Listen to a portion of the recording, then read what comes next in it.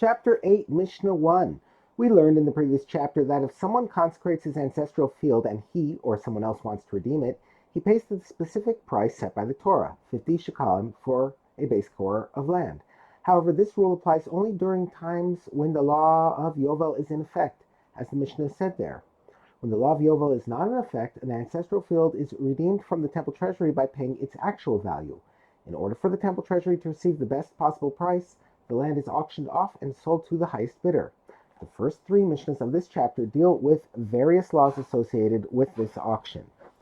If someone consecrates his field at a time when Yovel is not practiced, when even a consecrated ancestral field is sold for its actual value, when the temple treasurers begin the auction, they say to the original owner, "You start bidding first."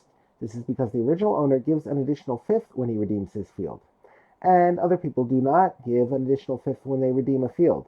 Therefore, the temple treasury gains more money by accepting the owner's bid.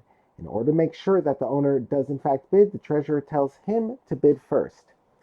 The Mishnah tells a story in which this law resulted in a curious outcome.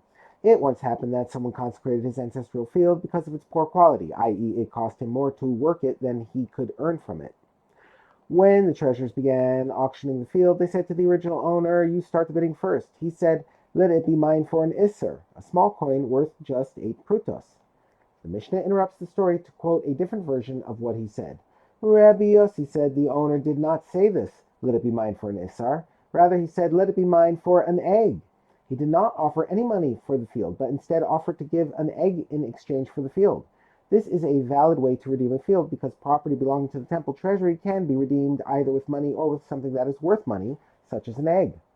The Mishnah continues the story. The original owner offered a very small amount to buy back his field, but because of its poor quality, no one else offered any more. The treasurer said to the owner, "The field goes to you. That is, your bid is accepted."